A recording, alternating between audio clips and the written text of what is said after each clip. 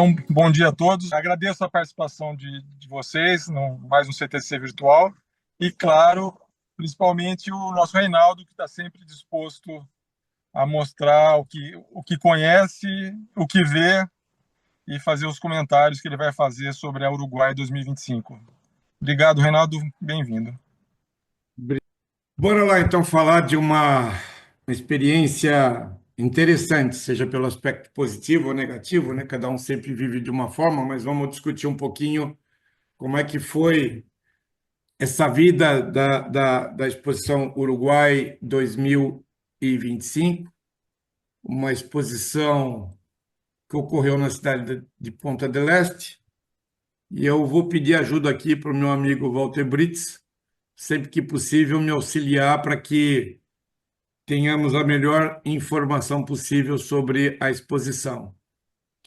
Na verdade, quando se vê a realização de uma exposição, é tudo muito simples, né? Porque você vê o fato consumado. Você não vê a origem, o esforço, as dedicações, os acertos, os erros, mas, acima de tudo, você deixa de ver o trabalho que as pessoas têm para promover para todos um bem comum.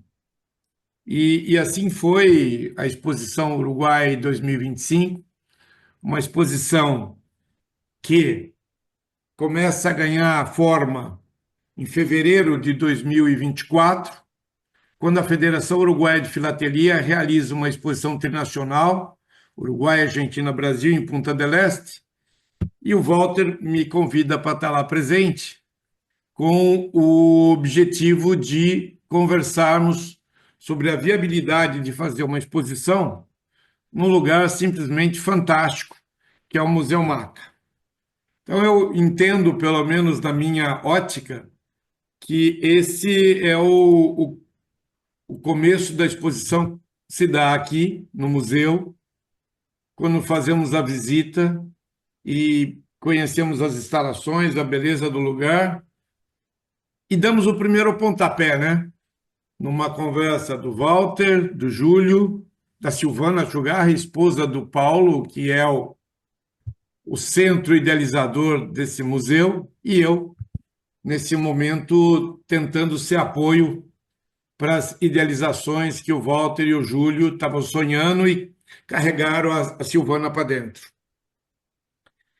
A exposição, então, começa a se desenvolver através de sonhos, de idealizações, de orçamentos preparados pelo pessoal da Federação Uruguaia de Filatelia, de planejamento e de consumar o fato que foi a assinatura do contrato entre a Federação Uruguaia de Filatelia e a FIP, Federação Internacional de Filatelia, que, através desse contrato celebrado em abril de 2024, permitiu que na a exposição EFIRO, em Bucareste, Romênia, no 19 de abril de 2024, nós consumássemos, em nome da Federação Uruguaia de Filatelia, aquilo que é o momento mais importante, que é a passagem da bandeira da Federação Internacional de Filatelia,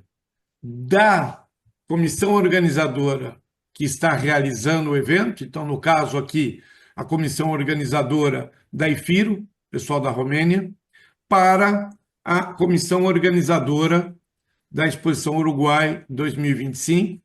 Nesse momento, face à impossibilidade da comissão estar presente, foi representada pelo board da FIP, que recebeu a bandeira da Federação em 19 de abril de 2024.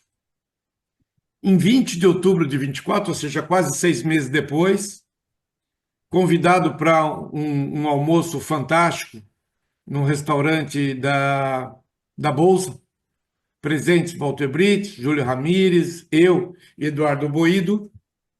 Depois de desfrutarmos um jantar fantástico, ocorreu a entrega da bandeira da FIP para a comissão organizadora da Uruguai 2025, concretizando, então, aquele momento que tinha começado lá atrás, em 19 de abril, em Bucareste.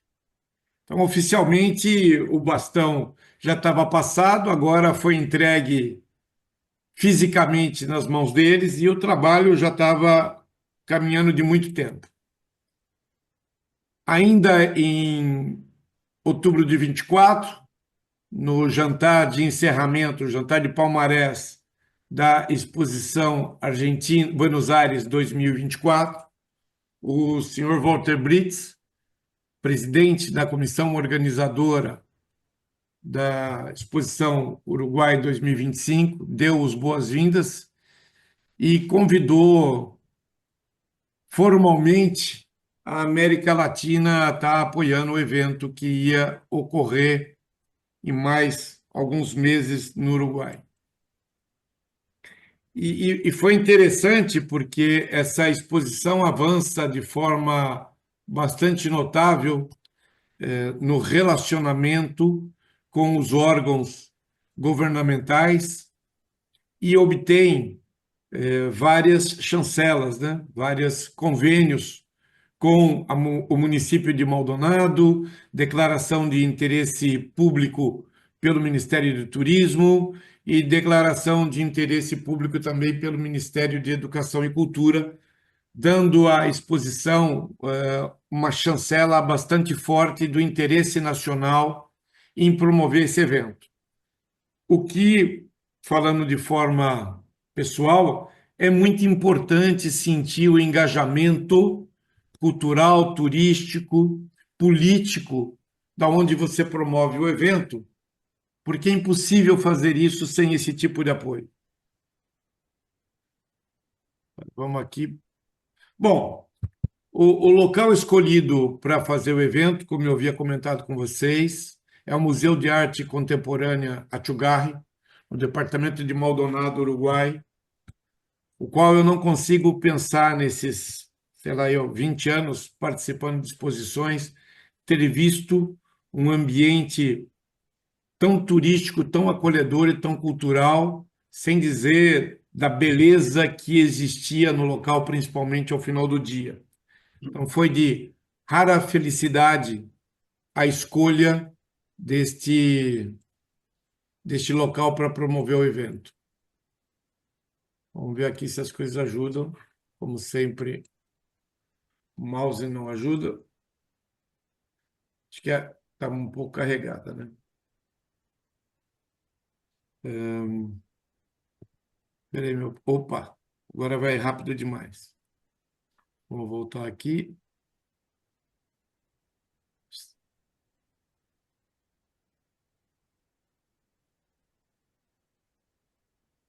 O museu tem todo o atrativo, como semelhança aqui para o Brasil, a gente pode lembrar um pouco do Museu do Inhotim, em Minas Gerais, museu de uma arquitetura bastante dinâmica, uma paisagem fantástica, esculturas cósmicas e uma beleza aérea do local simplesmente indescritível. Então, além de desfrutar de uma bela exposição, além de desfrutar do convívio dos amigos, nós tínhamos todo um lado turístico e cultural para aproveitar.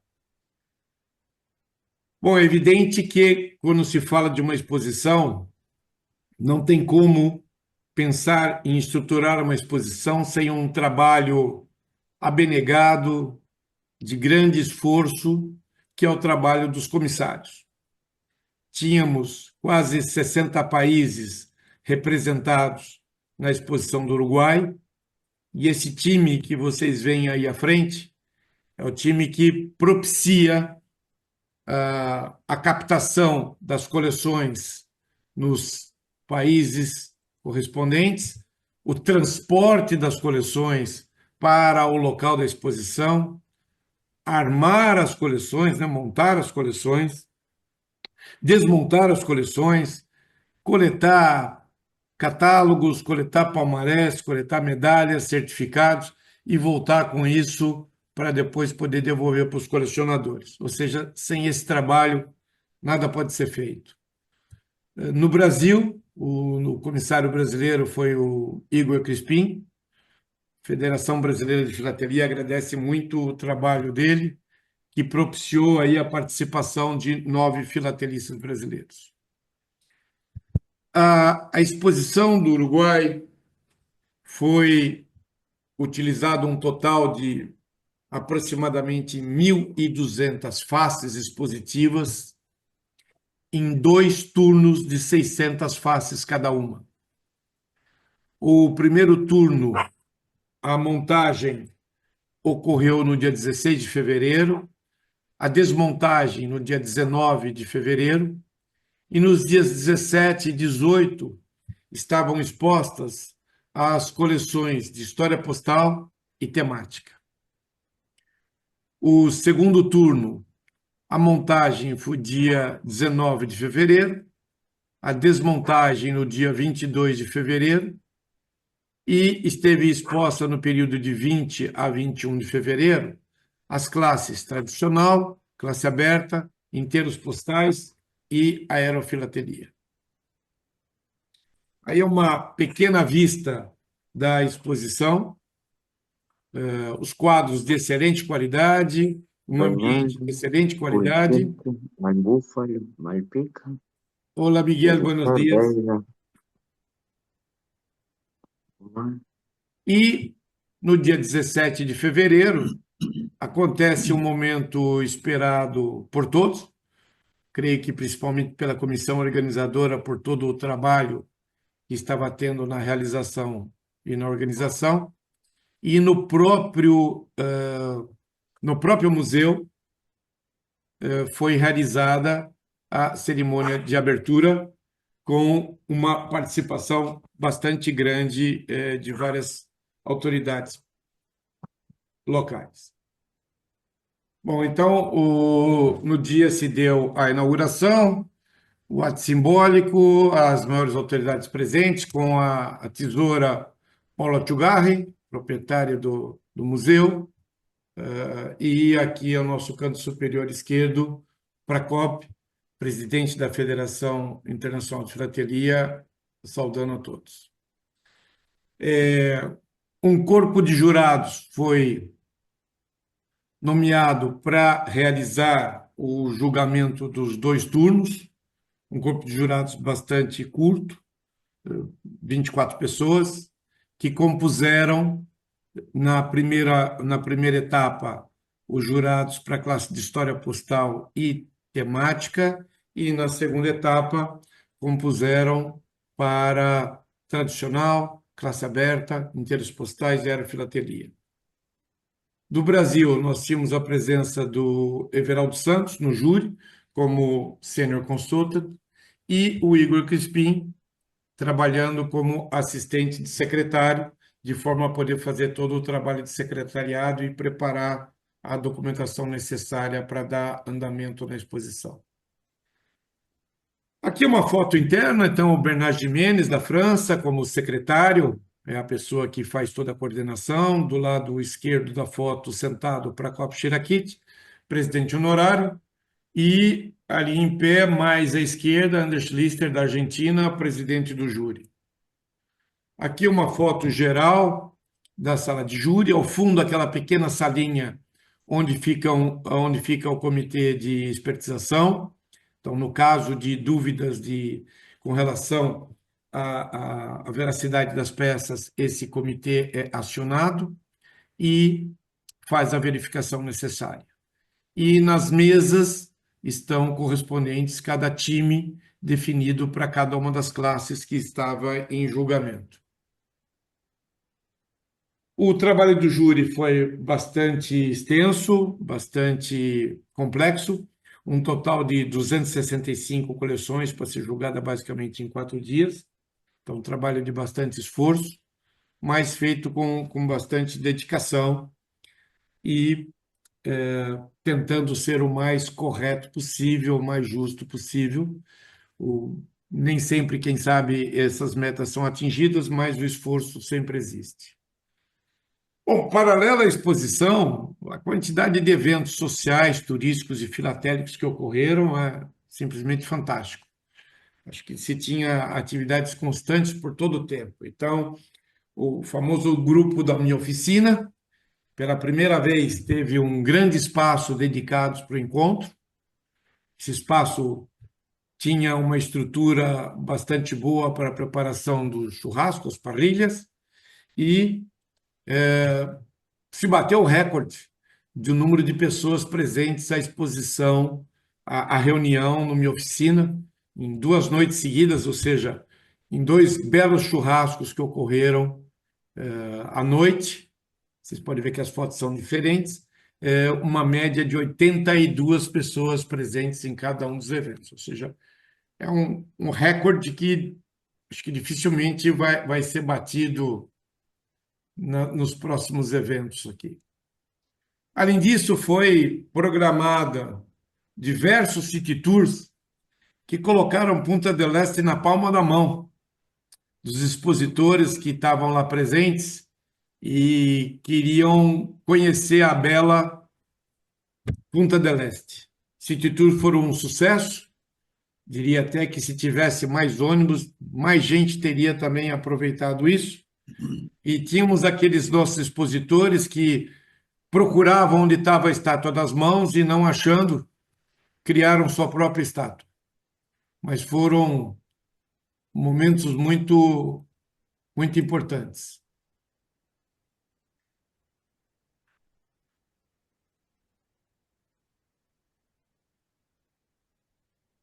E aqui ficamos travados no Yamil, que bom.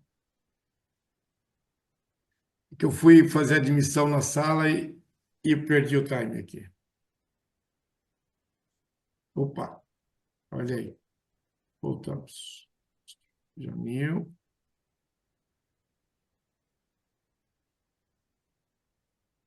Bom, nem só de vida social se viveu em Punta del Este.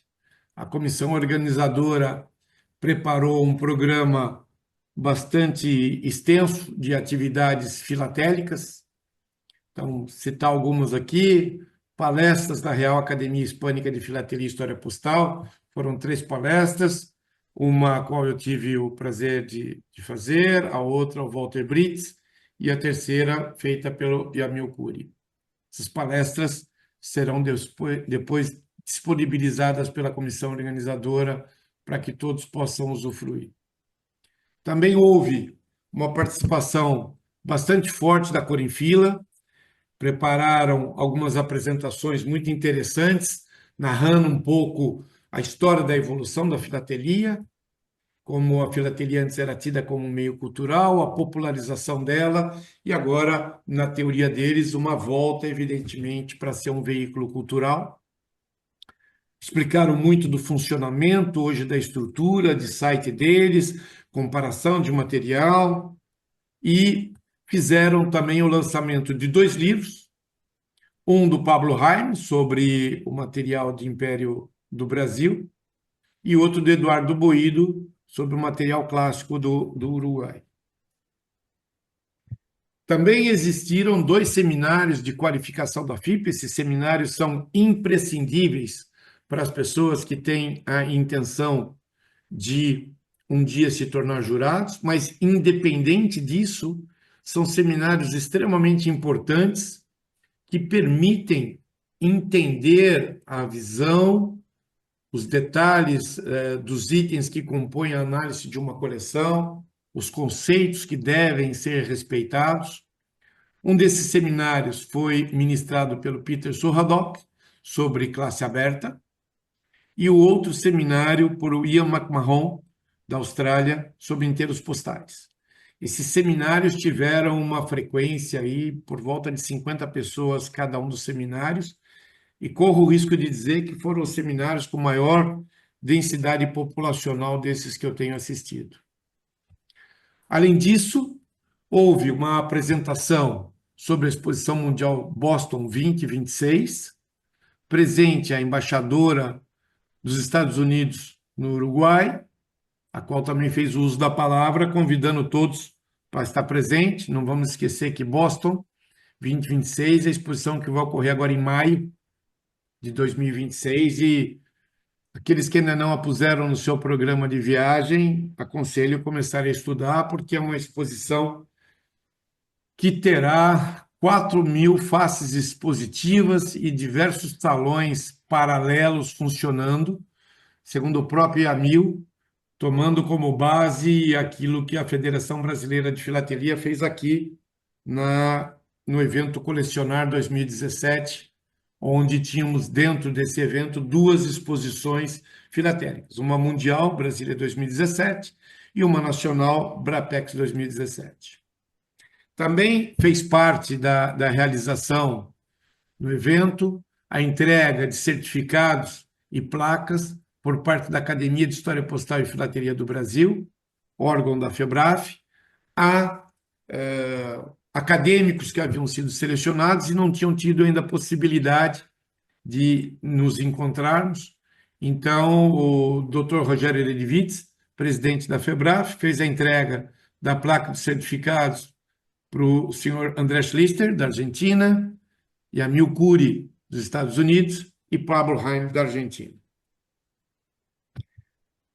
Vários eventos inéditos, o lançamento de um bloco comemorativo do primeiro voo combinado aeroplano-helicóptero, então não sei se o Walter quer fazer algum comentário adicional sobre essa epopeia, em que Karina foi um dos grandes pilotos do evento.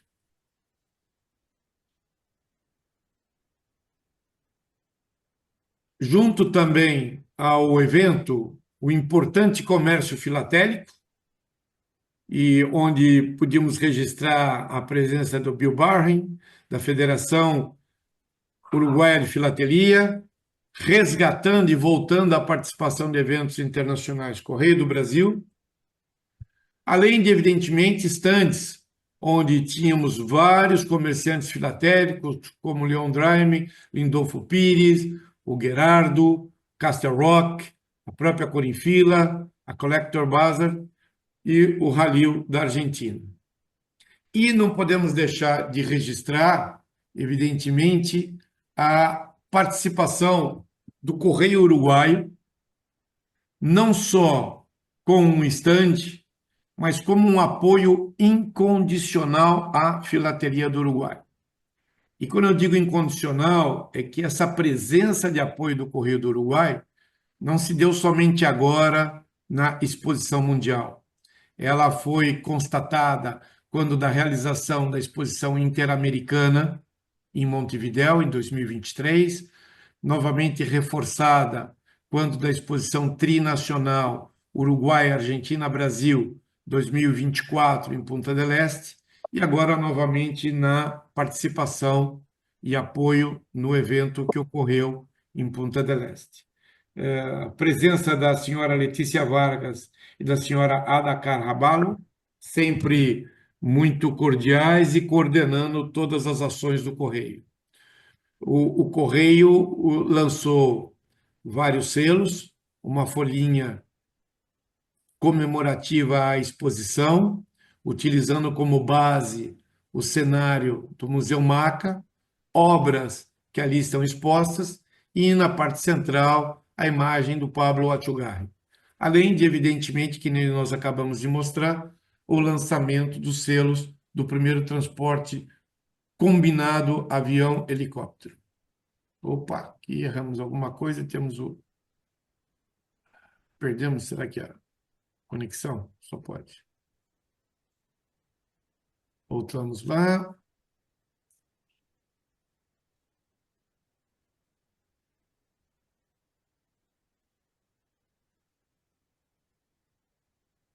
Estou de novo compartilhando com vocês? Sim.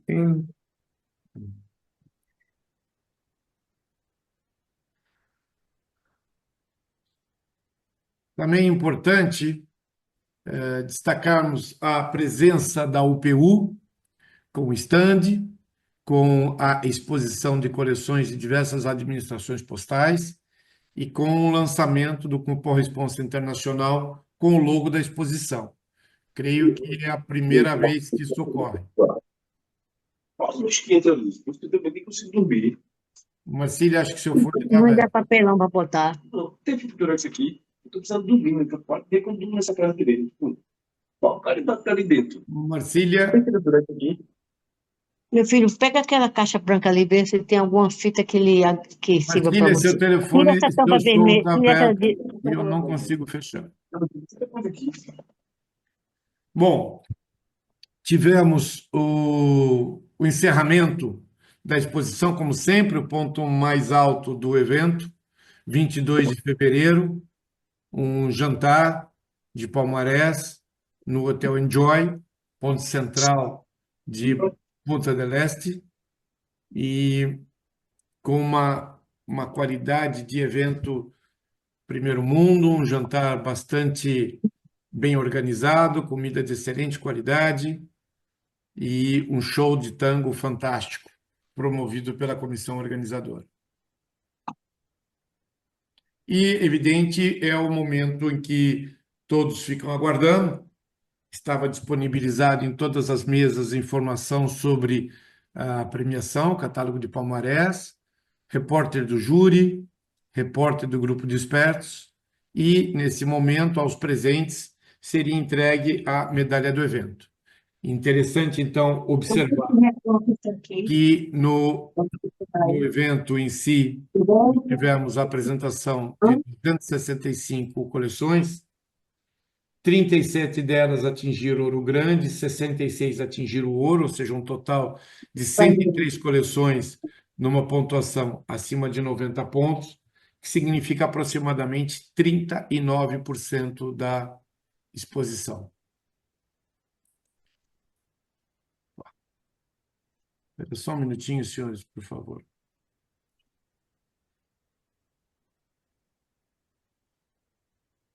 Pronto.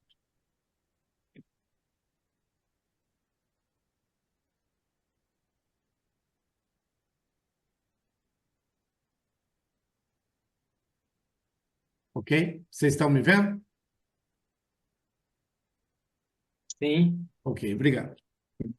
Em específico, Brasil. O Brasil teve uma participação de 9 coleções, do Jacques Benchimol, do César Paulo, minha, Rubem Porto, Brás Martins, Rogério Dedivitz, Ilan Tchejinski, James Piton e o Paulo Korchak. E os que lá estiveram presentes tiveram a possibilidade de, durante o jantar de palmarés, receber certificado e medalhas. Além disso, durante o jantar de palmarés, a Federação Internacional de Filatelia fez a entrega ao presidente da Federação Uruguaia de Filatelia, Sr. Walter Brits, de um certificado de apreciação e agradecimento por todo o esforço e dedicação da Federação Uruguaia em promover esse evento em prol de todos. Além disso, durante o jantar de palmarés ocorreram vários momentos bastante importantes, entrega de folders com emissões da Exposição Uruguai para o board da FIP, entrega da prova de cunho da medalha ao consultor da exposição e entrega da medalha FIP, apreciação dos serviços prestados como jurado, ao senhor Charles Verde, do Canadá. Essa distinção feita pela FIP se dá quando um jurado tenha participado pelo menos de 12 vezes do julgamento de exposições e tenha potencialmente trabalhado como team leader ou dentro do grupo de expertos ou como secretário ou como presidente, como uma forma sempre de ter uma diferenciação de trabalho. Momento alto sempre, que é quando nos aproximamos do encerramento do Jantar do Palmarés, nomeação dos grandes prêmios, Grande Prêmio Nacional, Grande Prêmio Internacional, coleções que tenham obtido acima de 95 pontos e que tenham sido selecionadas pelos critérios do júri a isso concorrer. Grande Prêmio Nacional, tivemos um único candidato, o Sr. Walter Brits, com a coleção sobre História Postal do Uruguai, 1779-1880. E vamos ver se o Sr. Walter Brits aparece aqui. E o Walter recebeu o Grande Prêmio Nacional da Exposição, e tradicionalmente sai magicamente do bolso dele a bandeirinha do Uruguai para fazer a comemoração. Já é um ato que já vi várias vezes. Na parte do Grande Prêmio Internacional, 3 concorrentes: Paulo Haim, com a coleção dos Escondidos da Argentina, Kai Niemi, com a coleção sobre Finlândia, e Lars Jorgensen, com a coleção da República Sul-África. Feita, então, nesse momento, se a gente conseguir ir para a página seguinte, isso é para dar emoção mesmo, né? Opa, já fomos rápido demais. Vamos lá de novo. Voltar aqui. Vamos voltar ao Grande Prêmio ainda.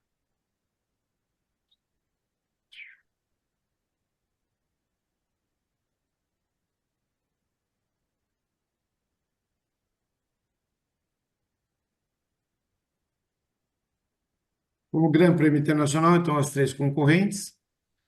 Os expositores ou representantes foram chamados ao palco. Está aqui presente o Lars, o Pablo e a Rita fazendo a representação.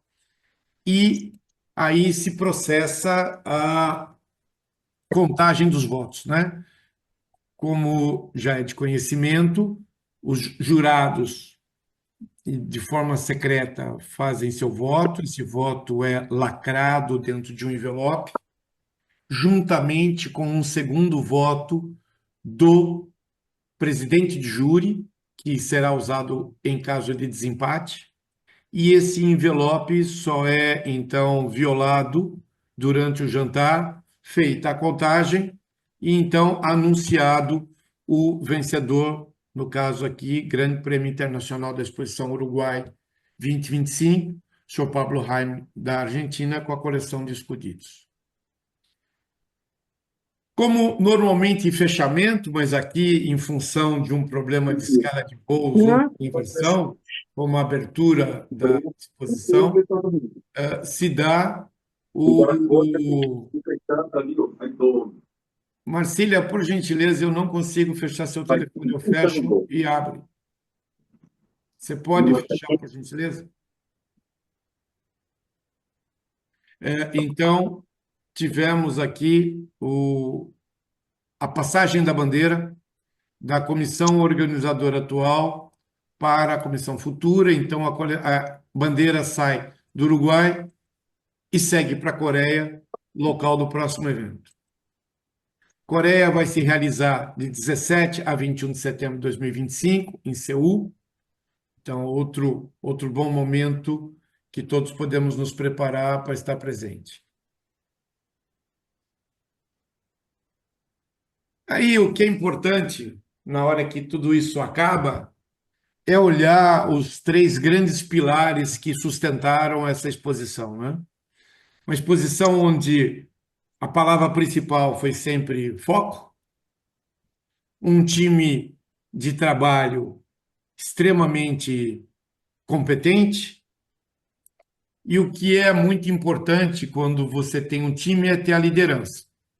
Então, nesse aspecto, a liderança promovida pela Loli durante todo esse evento foi extremamente importante e permitiu que o evento tivesse o sucesso que teve. O Uruguai passa a estar na história. São vários e distintos momentos que ocorreram, a grande maioria deles de felicidade, e aqueles que quiserem resgatar muito dessa história, sugiro entrarem no Facebook da Federação Uruguaia de Filatelia, porque essa exposição teve um apoio logístico de divulgação através das mídias sociais muito grande. Então, todo o histórico de tudo o que ocorreu, como ocorreu, com muito mais detalhe, com muito mais riqueza de informações do que esse nosso bate-papo, pode ser obtido lá. E importante dizer que a gente só consegue fazer certos tipos de registro porque algumas pessoas se dedicam a que a gente tenha fotos do evento. Então, agradecimento especial, Carlos Vergara, sempre fazendo registro de todos os momentos para que a gente possa depois, evidentemente, recordar e curtir.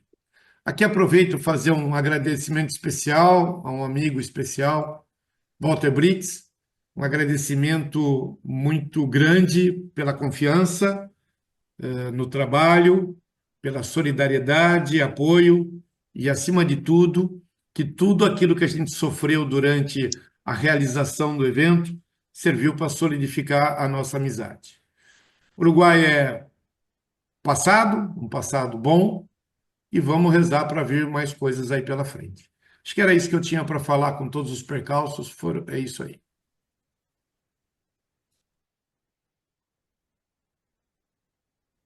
Estamos todos aqui de volta? Sim. Tá bom. Acho que foi isso, gente. Contei em 40 minutos, tirando todos os percalços que ocorreram aí, uma história de um ano. Se alguém tiver qualquer coisa, eu estou 100% às ordens e as partes importantes vão ficar no coração Uma, de todos. uma pergunta, Oi. Reinaldo, sobre a organização do evento. A questão de ter tido que fazer shift, né, 2 turnos com as coleções, ficando integralmente apenas 2 dias exposta cada turno, é, foi por conta do número de quadros ou do espaço físico do museu?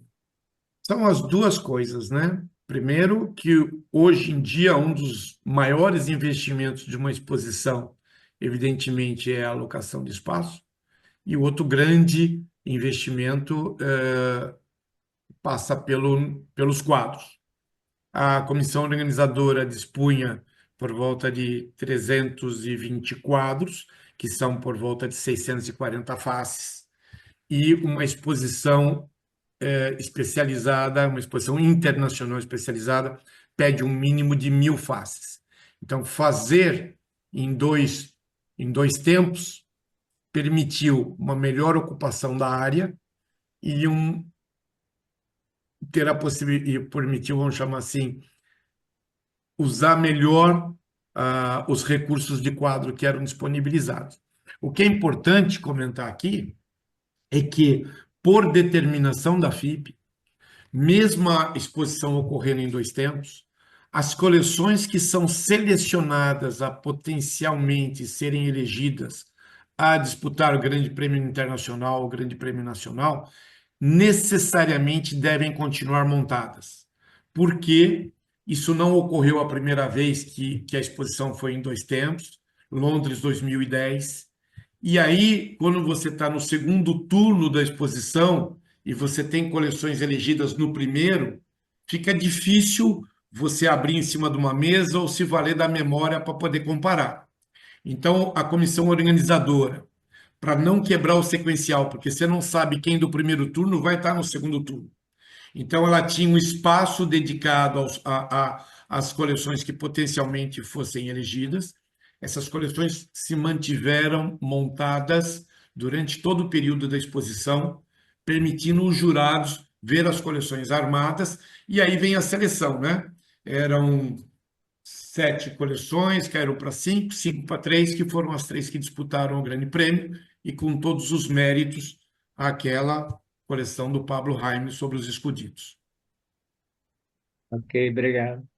Tá o Domingos de mão levantada, Domingos? Isso. Ali, num daqueles documentos, aparece ali várias transferências de classe. O que é isso? Sim. O que ocorre? Ocorreram nessa exposição 2 coisas bastante interessantes. Eu vou falar de termos gerais, depois a gente pode vir no específico, né? O expositor monta a coleção dele e faz uma interpretação sobre a montagem e escreve a coleção dele dentro de uma classe expositiva. A obrigação do júri é avaliar a coleção tentando que ela tenha a máxima pontuação possível na classe que, por vezes, ela melhor se aplicar. Então, existiram coleções, por exemplo, que foram escritas como temática. O júri entende que são coleções de classe aberta, pela grande presença de material não filatérico na coleção, e a transfere da classe temática para a classe aberta. Ou, às vezes, coleções que estão montadas, por exemplo, como tradicional, são transferidas para a história postal ou vice-versa. Então, transferência significa o júri de uma categoria encontrou essa coleção, fez a análise e entendeu que ela não pertencia àquela classe, então ela é transferida para outra. Esse processo de transferência é bastante burocrático. Dentro da sala do júri existem formulários no qual o team leader do grupo que está fazendo a transferência tem que justificar o que está fazendo e o outro team leader vai receber esse documento e vai dar o de acordo ou não. Que ele também pode entender, ó, não é meu grupo, o que é. O que é muito comum, coleções que às vezes não se adequam a nenhum grupo, e isso está no regulamento, são transferidas para a classe tradicional. Não sei se eu te respondi. Beleza, sim, claro. Reinaldo, Obrigado. Oi, Rubem. nesse caso, ao final, essas coleções elas são listadas no palmarés nas classes em que elas foram inscritas ou nas classes para a qual elas foram transferidas? Se você pegar os documentos de palmarés, ela vai estar apresentada na classe que ela foi escrita e na frente vai estar escrito transferida para a classe tal. Então, a premiação final dela passa a ser computada na classe a qual ela foi avaliada. Então, tinham coleções escritas, por exemplo, em história postal, com uma predominância, por vezes, de documentos, medalhas, as pessoas, às vezes, se perdem. Então, ela é transferida da classe de história postal para a classe aberta por um problema de listagem, né? Imagina que tem toda uma pré-organização disso, não é tão simples. Então, você e até pelo sequencial do quadro. Se você pegar o palmarés, vai estar lá, coleção de fulano de tal, ela vai estar listada na classe de história postal e na frente vai estar escrita transferida para a classe X. E a pontuação dela para o registro da FIP é para a classe a qual ela foi transferida. Já está, acho que no mudo, não te ouvi. Rubens, se você falou, eu não te ouvi. Não, é porque eu, assim, particularmente isso, é uma avaliação muito pessoal minha. Mas me chamou muita atenção duas coleções, por um acaso, duas coleções de colecionadores ingleses, que para mim não eram história postal e elas continuaram listadas na história postal e foram julgadas como história postal. Por isso que eu fiz a pergunta, se ela Vamos lá. apareceria ali como transferida ou não. Sim, vamos lá. O que ocorre nesse caso? Eu lembro que nós conversamos isso até pessoalmente, eu não vi as coleções. A coleção pode ter ensejado algum traço de história postal pela presença de material não filatélico. Dentro da avaliação que se faz para uma coleção de classe aberta, existem 15 pontos pelo conhecimento filatélico, 15 pontos pelo conhecimento não filatélico.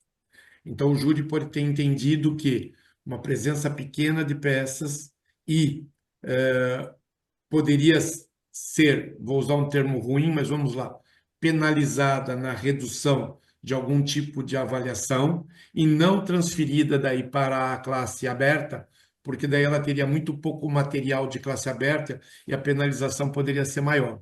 A obrigação do júri é buscar aonde a perda vai ser menor. Então, a mudança de classe ou ajuste de classe se dá sempre buscando a melhor posição para essa coleção.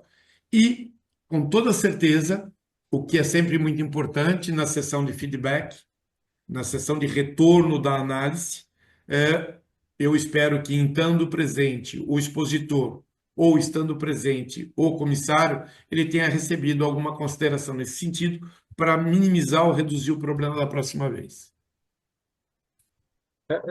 Bom, eu fiquei na hora, eu te confesso que eu fiquei até pensando se havia algum tipo de, vamos dizer assim, um novo regramento, né, que eu não conhecesse, porque uma dessas coleções ganhou ouro grande. Pode ser. É um negócio Com quantos meio pontos? assustador isso, eu acho, sabe? Com quantos pontos? 95 pontos. Pode ser que se ela não tivesse cometido esses erros, ela pudesse ter feito 97, não sei. Eu não tenho falar qualquer coisa agora. Eu não Não, claro, queria falar claro. porque eu não estou com a coleção na frente, A nem vi. minha, isso. Mas pode ser, pode ser. É. A minha preocupação é essa, se haveria algum tipo de novo regramento, ou se Não, isso, enfim, não, porque a função do júri é justamente essa: minimizar, deixar a coleção na classe onde ela tenha menor impacto. Tá? Leandro? tá bom. Reinaldo, parabéns pela apresentação aí. Talvez eu seja a única pessoa aqui que não sabe o que é palmarés. Queria que você me explicasse, que citou várias vezes essa palavra aí e eu não entendi o que é. Tá, o jantar de palmarés é o jantar de premiação. É o momento no qual, por isso que eu coloquei ali, vão ser entregues as medalhas aos expositores presentes. Isso, fazer um registro aqui muito importante, a valorização do expositor presente, feita pela comissão organizadora da exposição Uruguai 2025, que procurou chamar todos os expositores que estavam presentes para que fossem ao palco receber sua premiação, porque que ninguém nos ouça faz muita diferença, né? Você ser lembrado para um jantar de premiação e receber, então, mais um ponto muito positivo para a organização feita pela comissão organizadora. Então é isso, Leandro, é um jantar de premiação. Ah, beleza, obrigado. De nada. Posso fazer mais uma? Opa, por favor. Então, voltando no que o César comentou, né, Não. dessa questão da troca, é, eu não sei, particularmente eu não gosto, mas aí novamente é uma questão particular minha. Acho que o expositor, principalmente aquele que está presente, ele é muito prejudicado porque ele não tem tempo, na verdade, de discutir a coleção dele com colegas, com outros filatelistas, porque é tudo extremamente rápido, até porque, em parte do tempo, o próprio júri está trabalhando, e aí não é de bom tom que a gente permaneça no local. Então, acho que 2 dias, né, a coleção exposta é muito pouco tempo. E eu entendo que deveria, eu não sei se houve, eu particularmente, se houve, eu confesso que eu não percebi. Mas eu acho que deveria haver muita clareza nisso na hora da chamada da exposição, né, para que o expositor soubesse, né, com antecedência que a exposição vai ser nesse estilo, para ele ter mais um elemento de decisão se ele vai participar nesse estilo ou não.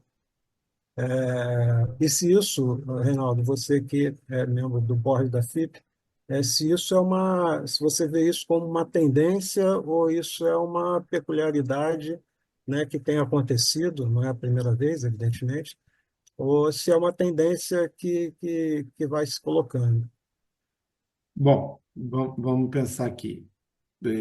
Londres fez 2 exposições nesse modelo. Uruguai fez agora. Eu acho que a exposição que o Peru está planejando agora, a FIAF, também vai ter esse modelo. Na verdade, eu diria para você que, às vezes, não vou chamar uma tendência. Você sabe melhor que eu a dificuldade que é promover um evento, tanto no aspecto recursos financeiros, no aspecto área, no aspecto de pessoas para trabalhar. Então, não é uma tendência, às vezes é uma necessidade do evento. Então, por exemplo, pegando um espaço aqui com o Maurício, que tem Brasília 2017 atrás dele, foi uma exposição de quase 3.000 faces expositivas, que foi um esforço enorme da FEBRAF promover. Então, não diria uma tendência, Rubinho, eu diria uma casualidade ou uma necessidade de recursos. Concordo com você, não é a melhor forma, porque a pessoa que chega um pouco mais tarde pode chegar descasada, né, da exposição dele. Então, por exemplo, o Paulo Korchak e o Ilan, quando chegaram, as coleções dele já tinham sido retiradas, mas uma circunstância que a gente enfrenta pelas dificuldades de fazer. E fazendo dois comentários importantes, se houve qualquer falha na divulgação de que era em dois tempos, com toda certeza é minha. Eu estava atuando como consultor da exposição, então toda e qualquer falha técnica a gente tem a quem cobrar, sou eu. E segundo, eu vivi o esforço que essa comissão fez para colocar essa exposição em pé. Então, Não, não duvido disso. Eu não não, só estou tô dizendo, as questionando. limitações vão surgir e vão ter que ser administradas por cada Isso. comissão, por cada caixa. Existem exposições. China 2019, eu brincava. Só o telão que tinha no jantar de Palmares, eu dizia, puxa, esse telão aí custou mais do que custou Brasília 2017. Uhum. Entendeu? Então, China não é um problema de recursos, você vê as medalhas e tal. É complicado, mas eu não chamaria de tendência, eu chamaria de casualidade. Eu só acho que, enfim, isso tem que ficar bem claro na hora do chamamento para os expositores. Sinceramente, como eu te falei, eu já te falei isso algumas vezes, eu particularmente não gosto. Acho que é muito pouco tempo pelo esforço, né, que se faz de colocar a coleção, de poder, inclusive, discutir a coleção com colegas. Mas, enfim, pode acontecer por uma necessidade, como você está colocando. Ok, não há problema em relação a isso. Mas acho que isso tem que ficar sempre muito bem explicitado, sabe, na chamada. Mas, de novo, Rubens, se houve essa falha, tem nome e Não, eu sobrenome. Reinaldo. Não, não tô não, comentando, pode ter não ocorrido, estou pode ter puxando ocorrido. para isso. Não, mas eu só estou dizendo que isso é direcionado a quem fez a consulta. Não, a falha pode ter sido minha. Eu Não, posso, não, não. eu acho que não estava escrito em lugar Por isso nenhum, que eu estou pode dizendo, ser, Não, se não houve. estava. né? Mas, Eu, enfim. eu, eu até levantei a mão aqui para o seguinte: eu estava programado para ir, já estava me preparando para ir, mas só não podia ir na segunda e terça. E aí, na terça-feira ou segunda-feira, eu liguei pro Igor e disse: pá, olha, eu vou para a exposição. Aí, quando é que tu vai chegar? Eu digo: vou chegar na quarta-feira. Aí ele disse: não, então tu vai pegar os inteiros postais e coisa. Eu digo: opa, como assim? Ele disse: não, foi dividir. A história, o que me interessava era segunda e terça, que era a história postal Eu vou e dizer a- o seguinte para vocês: pode ter ocorrido a falha de que classes estariam em cada tempo, mas que desde o IREX está escrito que ela é em dois tempos, tá? não cheguei a olhar aquilo. Achei que Mas nunca é tinha. importante, e isso é Não muito, sabia, né, desse fato de poder fazer uma exposição em dois tempos. não, mas muito legal esse tipo de retorno que a gente está tendo aqui agora, exatamente para que nunca vamos eliminar erros, mas podemos minimizá-los. Tinha mais alguém levantado de mão sem ser você, Domingos. Eu perdi. Perdão. Tem uma pergunta. Oi, Maria Luísa, por favor. María Luisa, micrófono. Bueno, muchas gracias por tu charla, Reinaldo. Realmente un esfuerzo que creo que pudiste demostrar y trasladar todo el esfuerzo que hizo Uruguay, el apoyo nacional, internacional que tuvo y todo este protocolo muy interesante de lograr todos estos apoyos de declaración de interés turístico, cultural, que creo que que se pueden hacer en todos lados. Sería muy interesante sugerirlo como algo básico para todas las próximas organizaciones, porque da otro sostén y apoyo en los momentos en que surgen dificultades, que siempre surgen, y es mucho más fácil con un apoyo. Te quería consultar cuántos marcos en total participaron, porque eso no sé si por la traducción o no lo escuché en E total. em número de faces expositivas, número de marco expositivo, metro expositivo, um total de quase 1.200. Mil, Em dois sí, turnos sí. de 600. Ajá. Eso te quería consultar y también destacar, o sea, la, el buen resultado, el buen uso de las redes sociales.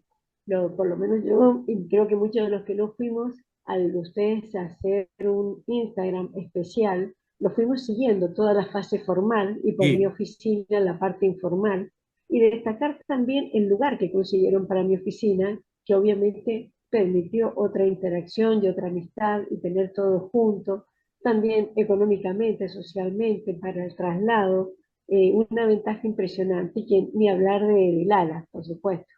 Sin sí, él no hubiese sido posible esto. sí, no, no, Así que pero bueno, fuera fantástico. Una o experiencia sea, muy buena. todas estas declaraciones de interés de Lala y bueno, y todo lo que se aprende de Uruguay, buenísimo para seguir aplicándolo. Muchas gracias por el esfuerzo enorme que han hecho y por tu traslado de todo lo que vivieron. Gracias. Gracias a ti. Miguel, Buen día, Reinaldo, ¿cómo buenos estás? días, ¿bien y tú? Bien, acá trabajando un poco en la federación con Roberto, Oh, poniendo unos papeles al día. Así que bueno, por acá está Robertito. Hola, Reinaldo. es bueno Buen día. trabajar, Robertito. Sí. Bueno, no, felicitarte por el trabajo que hiciste para esta presentación, por el trabajo que hizo Walter con toda su gente en la exposición, que nos atendieron como si estuviéramos en nuestra propia casa. Una muy linda exposición, lindo compañerismo, así que bueno, nada más que agradecerte a vos y agradecer a Walter por todas las atenciones que nos brindaron en la semana, y feliz también de la multitud que concurría a mi oficina noche a noche, ¿no? Sí, Que cada vez se hace más grande. sí, es Así que verdad, bueno, verdad. eh, nuevamente agradecerte nomás. Vamos a seguir trabajando acá con Roberto un par de horas más. Y bueno, nos veremos prontito si Dios quiere. Un Sí, abrazo un grande, Reinaldo. abrazo, un abrazo. Un abrazo. Marisol, por favor. Hola Reinaldo y buenos días a todos. Buenos días. Qué gusto escucharlos en la presentación. Me gustó mucho el resumen que hiciste y también quiero aprovechar de agradecer todos los esfuerzos realizados en Uruguay por el equipo de trabajo, bueno, ustedes también como FI. Particularmente fue mi primera experiencia y así que quedamos muy contentos. Ahora paso a preguntarte. Dada la enorme experiencia que tienes, Reinaldo, en muchas exposiciones en tu vida, eh, ¿cómo ves el hecho de cómo ves los puntajes? ¿Tú ves que hay mayor cantidad de buenos puntajes en el tiempo? Eh, em, qué tantas nuevas presentaciones existen? ¿Se ha estancado, ha evolucionado? En esta exposición puntualmente hubieron muchas buenas puntajes. ¿Eso es normal que ocurra para atrás en otras exposiciones, digamos, de otros años? ¿O es producto de que la gente ha ido aprendiendo más, ha ido evolucionando más en sus colecciones? ¿Cómo ves esa parte tú? Ok, entonces vamos a despacio. El primer punto importante es la forma que se elige las colecciones para la exposición. Tenga en consideración que cada comisionado en su país va a intentar buscar el mejor número de colecciones para participar. Estes application form, estas inscrições, são enviadas à comissão organizadora, a um comissário general. E, por exemplo, no caso de Uruguai, tínhamos como 1.200 fases expositivas e seguro que chegamos a pedido de quase 1.800 fases expositivas. Ou seja, se tinha muito mais inscrições que cupos. Entonces, la comisión organizadora normalmente toma en sus manos un par de procesos para hacer la elección. Y una de ellas puede haber, o siempre se pasa, en escoger una gran parte de las colecciones de más alto nivel para tener una exposición de alto nivel. Por obligación de FIPE, 20% de las colecciones seleccionadas tiene que ser por la primera vez. Entonces, tú tienes la obligación 20% por la primera vez y los otros 80% de la exposición son tomadas por la comisión organizadora, considerando el nivel de la colección, quizás selección privilegiando las colecciones de América. Entonces, esta canastra de selecciones muchas veces permiten que tú tengas un nivel bastante grande. Como un ejemplo te digo que para IBRA, donde yo también he trabajado como consultor, la exposición de Alemania, 85% de las colecciones obtuvieron arriba de 80 puntos, o sea, así vermelho para arriba. Estamos hablando de IBRA, una exposición de 3.500 marcos, el más alto nivel como fuera Uruguay. Esta es la primera parte de la pregunta. La segunda parte, estoy seguro que los expositores cada vez más se apuran, estudian, seleccionan y buscan comprar lo material de la mejor calidad para poder competir en más alto nivel. Y tercero, en todas las exposiciones puede haber errores para arriba o para abajo. Todas. ¿Por qué? Primero, porque a veces se tiene mucho poco tiempo para jugamento. Eso es una realidad. Segundo, porque a cada día que pasa, las colecciones son mucho más especializadas. Entonces, mira, tu colección es sobre cupón response, bastante especializada. Entonces, por veces hay que estudiar más, por esto que siempre hago la sugerencia a todos los expositores que buscan coleccionar asuntos específicos, nuevos, muy particulares de sus países, que hagan artículos que promuevan el conocimiento de todos, porque el jurado no es un ser supremo, es un ser normal, es un coleccionista como todos nosotros que está sujeto a aciertos y errores. No sé si te contesto. Sí, no, me quedó muy claro la explicación de por qué el alto nivel, claro, porque efectivamente cada comisionado trata de llevar lo mejor de su país, por supuesto, y ahí dentro de eso entra la competencia. Así que Aquí, muchas gracias, Reinaldo. gracias a ti. Mauricio está con la mano levantada. Sí, Reinaldo, te envié mi pregunta en Sí, portugués en el yo chat. la tengo acá, estaba esperando, pero voy a leer.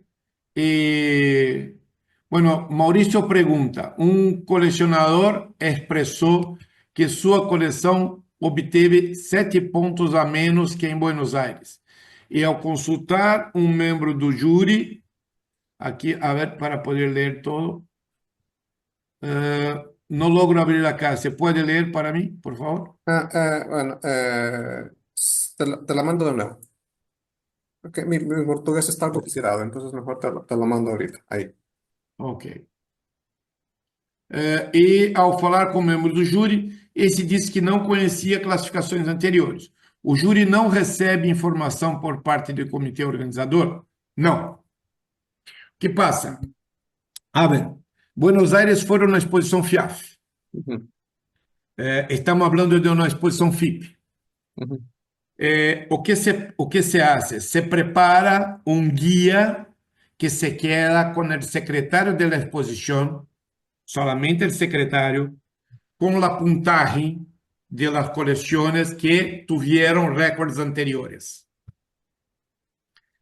Y el secretario maneja esto de forma que se tiene una variación de nivel de 2 medallas, el jure, el team leader del jure es accionado para hacer un recorrido y ver nuevamente esta colección.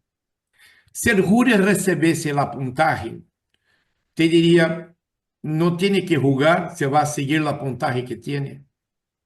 Entonces, nunca se sabe si una puntaje muy variada, si fue un error del jury anterior, del jury actual. Y como estamos hablando de una exposición FIAF, comparativamente a una exposición FIPE, los récords de FIAF no son tomados en este tipo de evaluación, solamente los récords de FIPE. Entonces, por esto que el jurado ha dicho, yo no recibí, la variación es larga, 7 puntos, pero como fuera en una exposición FIAF, los récords no estaban disponibilizados para que el secretario llamase al team leader y pidiese al que hiciese la verificación. Muito obrigado. De nada. Señor Walter Britz. Sí, Reinaldo, muchas gracias por la presentación. La verdad que el resumen fue muy bueno. Así que quería agradecer públicamente primero en general a la FIP por el apoyo que nos dieron y en particular a vos como consultor, ya que estuviste al lado nuestro el día a día y ayudando en todo lo que te pedimos y en lo que pudiste. O sea que fuiste parte no consultor, sino parte del comité organizador, creo también.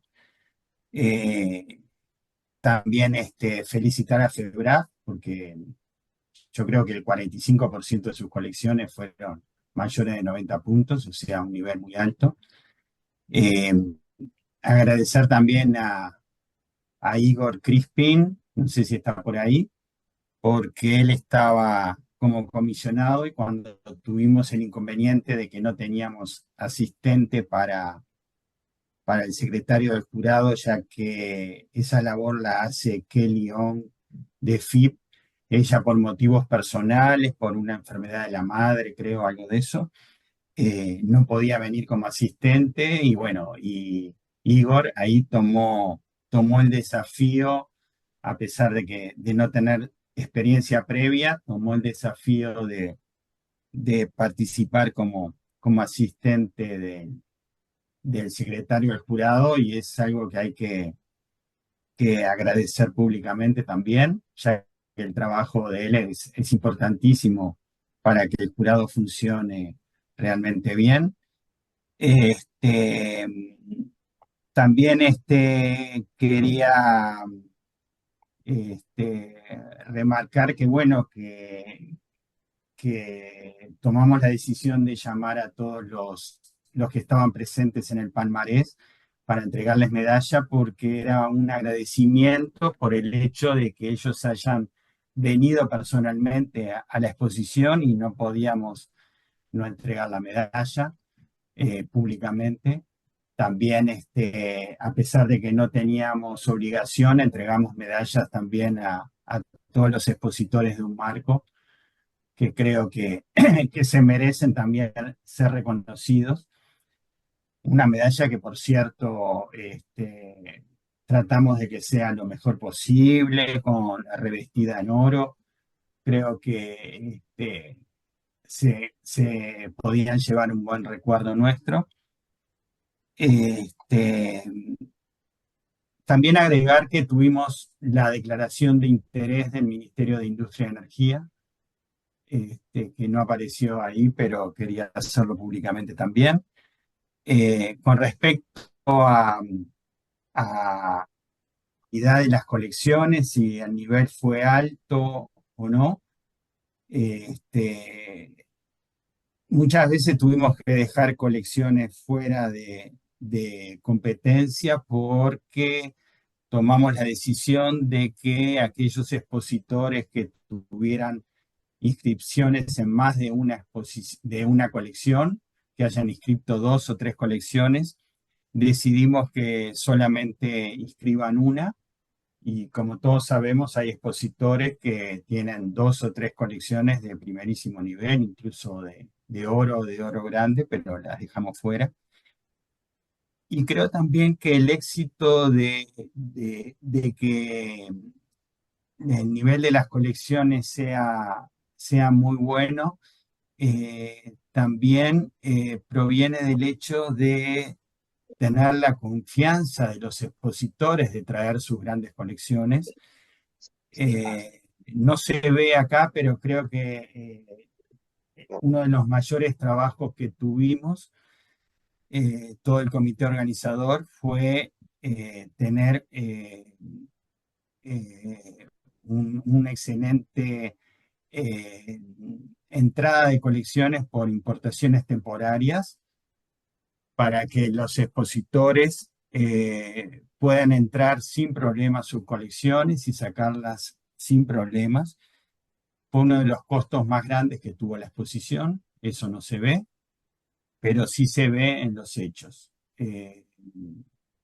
Vinieron colecciones de primerísimo nivel que en a otras exposiciones no van. Y eso también hizo de que el nivel sea muy bueno. Y bueno, y agradezco también el hecho de que se haya hecho esta charla de Reinaldo y de la FEBRAF. Creo que por lo que vi han quedado satisfechos. Como siempre, se puede mejorar, pero eso sería en una segunda exposición, por ahora no tenemos pensado. Pero queremos agradecer que hayan venido tantos turistas filatélicos de Brasil como han venido a esta exposición. La verdad que la hemos pasado muy bien. Y eso, nada más que agradecimiento se puede tener de parte del comité organizador hacia la Federación Brasilera. Muchas gracias. No, gracias. Has olvidado de Loli, ¿eh? Y lo que pasa es que el trabajo de Loli es siempre continuo, pero muy callado.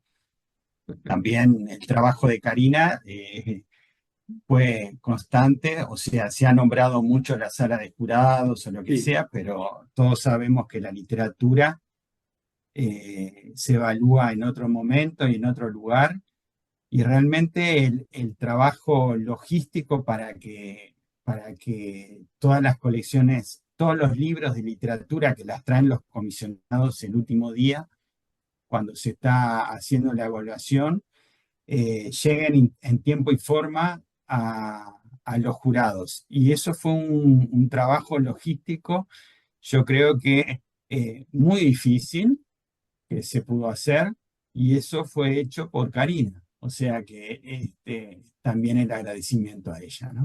Perfecto. Bueno, Muy bien. era por eso. María Luisa, ¿tú tienes la mano extendida? No. Entonces, César, por favor.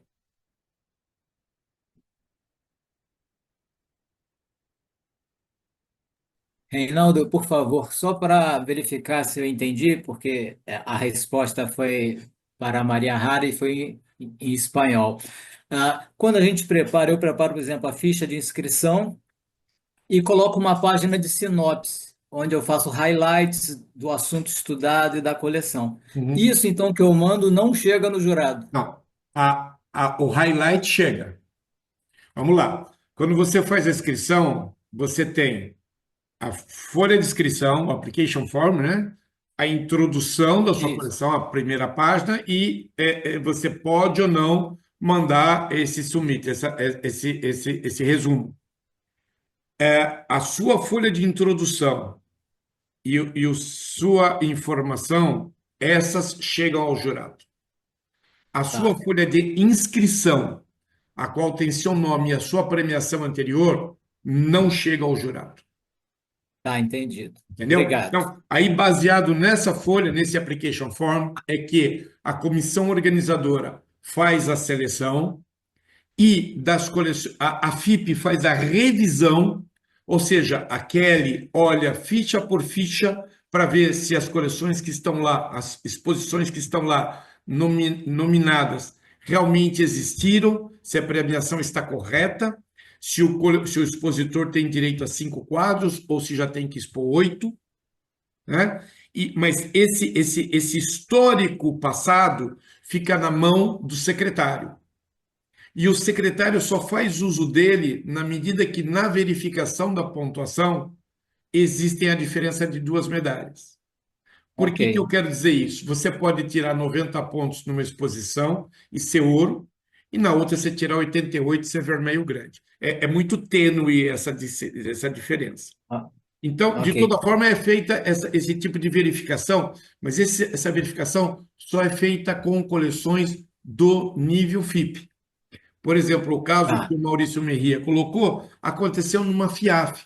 Dentro dos recordes que são passados nessa condensação para trabalhar a exposição, não entra exposições interamericanas, só as mundiais. entendi. Entendeu? Tá bom, muito bem explicado. Deixa eu só aproveitar rapidamente, sem querer As ordens. delongar. Quando é que é o dever ou o direito de passar de 5 para 8? E Vamos em lá. que situação que tem que passar ou em situação que ele pode, se quiser Tá passar? bom. Vamos dizer direito e dever ao mesmo tempo. A partir do momento que o expositor obtenha 85 ou mais pontos para meio grande, ouro ou ouro grande, ele tem o dever de passar para 8 quadros. Ele tem 36 meses a partir da obtenção dessa pontuação dele para chegar a 8 quadros. Sendo que, nesse período de 36 meses, eles podem expor 5, 6, 7 quadros. Somente 2 vezes. Então, em 36 meses, se você não consegue de imediato aumentar sua coleção para 8 quadros, você pode aumentar para 6, você pode aumentar para 7, até chegar no 8. Você tem 36 meses para fazer isso. Se em 36 meses você não conseguiu, você perde essa prerrogativa e volta lá para a fila de espera de novo. Tá legal, tá bem entendido. Obrigado. Nada. Mais algum ponto, senhores? James? Não, perfeito, Reinaldo. Muito bom, esclarecedor. Não sei se tem... Macedo, Oi. não, só queria te parabenizar pelo belo resumo que você fez de um excelente evento. Foram dias maravilhosos que a gente teve.